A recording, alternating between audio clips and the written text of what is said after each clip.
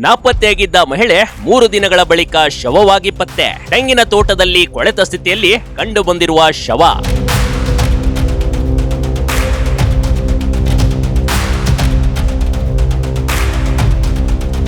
ನಾಪತ್ತೆಯಾಗಿದ್ದ ಮಹಿಳೆ 3 ದಿನಗಳ ಬಳಿಕ ಶವವಾಗಿ ಪತ್ತೆಯಾಗಿರುವ ಘಟನೆ ತುಮಕೂರಿನಲ್ಲಿ ನಡೆದಿದೆ ಕಣ್ರಿ. ಹೀಗೆ ಫೋಟೋದಲ್ಲಿ ಕಾಣ್ತಿರುವ ಮಹಿಳೆ ತಿಪ್ಟೂರು ತಾಲೂಕಿನ ಮಾರಗೊಂಡನಹಳ್ಳಿ ನಿವಾಸಿ ಚೆನ್ನಮ್ಮ ಮೃತ ದುರ್ದೈವಿ. ಗ್ರಾಮದ ವ್ಯಕ್ತಿ ತೆಂಗಿನ ತೋಟದಲ್ಲಿ ಸಂಪೂರ್ಣ ಕೊಳೆದ ಸ್ಥಿತಿಯಲ್ಲಿ ಶವವಾಗಿ ಪತ್ತೆಯಾಗಿದ್ದಾಳೆ ನೋಡಿ. ಚೆನ್ನಮ್ಮರದ್ದು ಅಸಹಜ ಸಾವೋ ಅಥವಾ ಕೊಲೆಯೋ ಎಂಬುದರ ಬಗ್ಗೆ ಅನುಮಾನಗಳು ಕಾಡೋದಕ್ಕೆ ಶುರುವಾಗಿದೆ.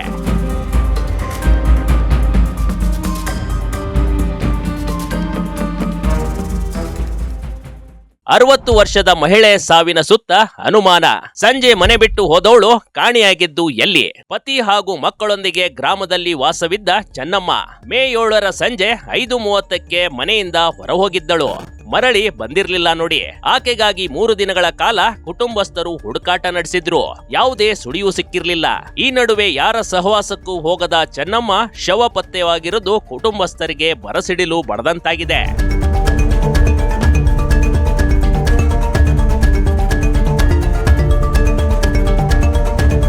ಕೂಡಲೇ ಈ ಬಗ್ಗೆ ಪೊಲೀಸರಿಗೆ ಮಾಹಿತಿ ನೀಡಲಾಗಿದ್ದು, ದೇಹದ ಮೇಲಿದ್ದ ಆಭರಣ ಕೂಡ ಹಾಗೆ ಇರೋದು ಕಂಡು ಬಂದಿದೆ. ಹೀಗಿದ್ರೂ ಈಕೆಯ ಸಾವಿನ ಬಗ್ಗೆ ಕುಟುಂಬಸ್ಥರು ಅನುಮಾನ ವ್ಯಕ್ತಪಡಿಸಿದ್ದಾರೆ. ಇದೊಂದು ಉದ್ದೇಶಪೂರ್ವಕ ಕೊಲೆ ಎಂದು ದೂರಿದ್ದಾರೆ ನೋಡಿ.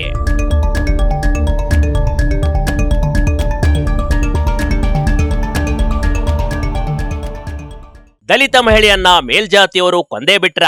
ಅಸಲಿಗೆ ಕೆಲ ವರ್ಷಗಳಿಂದ ಊರಿನಲ್ಲಿ ದಲಿತರು ಹಾಗೂ ಸರ್ವರ್ಣೀಯರ ನಡುವೆ ಭಿನ್ನಾಭಿಪ್ರಾಯ ಮೂಡಿತ್ತು.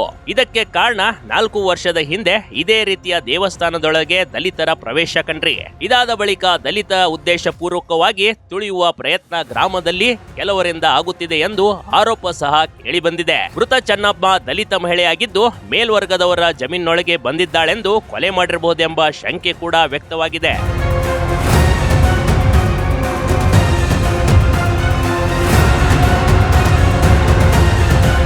ಸ್ಥಳಕ್ಕೆ ಭೇಟಿ ನೀಡಿದ ಹೊನ್ನಾವಳಿ ಪೊಲೀಸರು ಸಹಿತ ಮೇಲಾಧಿಕಾರಿಗಳು ಇದು ಸಹಜ ಸಾವೆಂದು ಅನುಮಾನಿಸಿದ್ದಾರೆ. ತೋಟಕ್ಕೆ ಬಂದ ಆಕೆ ಹಾವು ಕಚ್ಚಿಯೋ ಅಥವಾ ದಿಬ್ಬದಿಂದ ಕುಸಿದು ನೆಲಕ್ಕೆ ಬಿದ್ದು ಮೃತಪಟ್ಟಿರಬಹುದೆಂದು ಶಂಕೆ ವ್ಯಕ್ತವಾಗ್ತಿದೆ. ಈ ನಡುವೆಯೂ ಕುಟುಂಬಸ್ಥರ ಆರೋಪ ಹಿನ್ನೆಲೆ ಹೊನ್ನಾವಳಿ ಪೊಲೀಸ್ ಠಾಣೆಯಲ್ಲಿ ಕೊಲೆ ಪ್ರಕರಣ ದಾಖಲಾಗಿದೆ. ಮೃತದೇಹವನ್ನ ಮರಣೋತ್ತರ ಪರೀಕ್ಷೆಗೆ ರವಾನಿಸಲಾಗಿದೆ. ಇದೀಗ ರಿಪೋರ್ಟ್ ಬಂದ ಮೇಲೆ ಸಾವಿನ ರಹಸ್ಯ ಬಯಲಾಗಬೇಕಾಗಿದೆ. Big TV Karnataka, Tumakuru.